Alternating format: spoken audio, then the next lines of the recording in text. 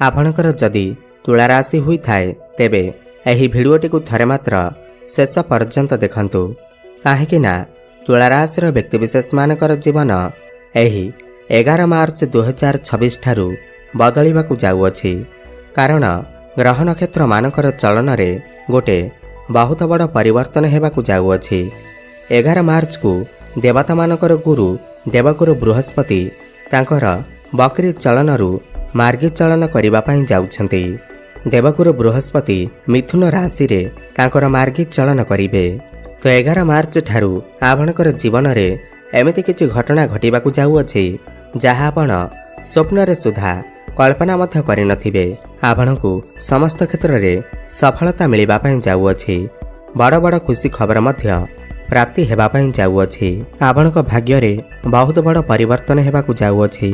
आपणक जीवन रे चलिथिबा समस्त दुख कष्ट एवं समस्यार अंत हेबाकु जाउअछि एवं पुणी थरे एही 11 मार्च ठारू आपणकर जीवन रे खुशी फेरिबाकु जाउअछि। तेबे आसंतु जानिबा एही 11 मार्च ठारू आपणकर जीवन रे कौन सबु बड़ परिवर्तन हेबाकु जाउअछि। एहा पूर्वरु जदि आपणकर भी तुला राशि हुई थाए एवं आपण भी ईश्वर को सच्चा हृदय रे भक्ति करुथांती विश्वास करुथांती तेबे एही भिडियोटी को लाइक करी कमेंट बॉक्स रे जय मां लक्ष्मी जय जगन्नाथ अवश्य लिखि दियंतु। देखंतु बृहस्पति को भाग्यर कारक ग्रह माना जाई थाए। संतानर कारक ग्रह ज्ञान एवं बुद्धिर कारक ग्रह माना जाई थाए। तो जेतेबेले बृहस्पति बकरी अवस्था थिले तो आपणकर भाग्य आपणकर साथ देउ नथिला। आपणकर स्वास्थ्य खराब रहुथिला। आपणको जेउ परिमाण रे सफलता मिलिबा कथा ताहा मिलु नथिला। कोउठी ना कोउठी भाग्यर साथ आपणको मिलि पारु नथिला। आपणकर समस्त कार्य अटिके रहिथिला। परिश्रम अनुसार आपणको फल प्राप्ति होई पारु नथिला।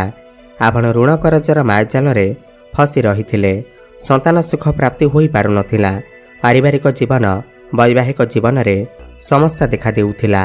आपणकर शिक्षा क्षेत्र रे मध्य समस्या देखा देउथिला। कर्म क्षेत्र रे मध्य आपणको सफलता मिलि पारु नथिला। व्यापार वाणिज्य रे लॉस हेउथिला। प्रेम जीवन रे मध्य समस्या देखा देउथिला। तेबे एही भली जहा भी समस्या आपणकर जीवन रे चालुथिला ताहा एबे दूर हेबाकु जाउअछि। एही गुरु मार्गी हेबा ठारू माने 11 मार्च ठारू आगामी 120 दिन पर्यंत आपणकर जीवन रे पुणी थरे खुशी फेरिबाकु जाउअछि। आपणक जीवन रे नूतन सूर्य उदय हेबाकु जाउअछि। तो जेतेबेले गुरु मार्गी हेबे सबुठु प्रथमे तो भाग्य आपणकर चमकी उठिबा। भाग्य आपणकर साथ देबा आरंभ करिदेब। आपण जो भी काम हाथ देबे सेथिरे आपणको सफलता प्राप्ति हेबा। अटिके रहिथिबा आपणकर समस्त कार्य पुणी थरे चालू हेबाकु लागिबा। आपण किछि नूतन कार्य नूतन बड़ कार्यर आरंभ करि पारंती। किछि इन्वेस्टमेंट करि पारंती जहा भविष्यत रे आपणको अनेक गुड़िए लाभ आनी करि देबा। 11 मार्च परे आपण किछि भूमि जमी प्रॉपर्टी किमा नूतन जानवाहन नूतन गृह निर्माण करि पारंती। आपणकर जदि किछि पुराना प्रॉपर्टी अछि ताहा मते सेल होई पारे एवं आपणक हाथकु मोटा अंकर अर्थ आसी पारे। पौत्रिक संपत्ति रु आपणको लाभ मिलि पारे। आपणकर मन आध्यात्मिकता आड़को गति करिब। आपण कोनोसी धार्मिक स्थान को बा दूर स्थान को यात्रा करि पारंती। गृह रे किछि शुभ मांगलिक कार्यर आयोजन होई पारे। बृहस्पतिंकर दृष्टि को अमृत समान माना जाई थाए। तो बृहस्पति आपणकर भाग्य भाव रे बसई आपणकर प्रथम भाव तृतीय भाव एवं पंचम भाव को दृष्टि देबे। प्रथम भाव को देखिबार माने हैला समस्त क्षेत्र रे आपणको सफलता प्राप्ति हेबा। आपणकर मैनेजमेंट स्किल बहुत बढ़ी जिबा। आपण दायित्ववान मनुष्य बनी जिबे। समाज रे आपणकर मान सम्मान बढ़िबा। लोकप्रियता आपणकर बढ़िबा। पूर्वरु लागि रहिथिबा स्वास्थ्यगत समस्या रु आपणको मुक्ति मिलिबा। आपण स्वास्थ्यवान अनुभव करिवे। बड़ आर्थिक लाभ मिलिबार संभावना बनिबा। विभिन्न दिगरु आपणक पाखकु अर्थर आगमन हेबा। आपण निजे देखिबे 11 मार्च परे आपणकर आय रे वृद्धि देखिबाकु मिलिबा। आपणको किछि ना किछि खुशी खबर अवश्य प्राप्ति हेबा। जो माने share market stock market trading रे काम करूछंती सेमानको मध्य आकस्मिक लाभ प्राप्ति हेब। आपण किछि एक्स्ट्रा इनकम करने को भावी पारंती। दीर्घ दिन धरी आपणकर मनरे जो इच्छा अभिलाष थिला मनस्कामना थिला ताहा पूर्ण हेबाकु जाउअछि।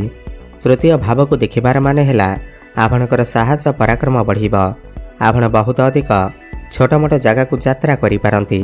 जो माने ऑनलाइन काम करूछंती, डिजिटल मार्केटिंग रे काम करूछंती, फाइनेंस क्षेत्र रे अछंती, ट्रैवल एंड टूर रो काम करूछंती, सेमानकु 11 मार्च परे अनेक सफलता प्राप्ति हेब। आपणकर साहस पराक्रम बढ़िबा सहित आपणकर कम्युनिकेशन स्किल बहुत ही अधिक भल रहिब। पारिवारिक सुख आपनको प्राप्ति हेब। घर परिवार रे हसखुशीर लहरी लगी रहिब। सबुठार बड़ कथा यह अटे कि गुरुंकर दृष्टि आपणकर पंचम भाव उपर रहुअछि। पंचम भाव आपणकर प्रेम जीवन, शिक्षा क्षेत्र एवं संतानर भाव होइथाय। जो दंपति माने दीर्घ दिन धरी संतान सुखर वंचित थिले 11 मार्च परे जेतेबेले गुरु मार्गी हेबे तो आपनको संतान सुख अवश्य प्राप्ति हेब।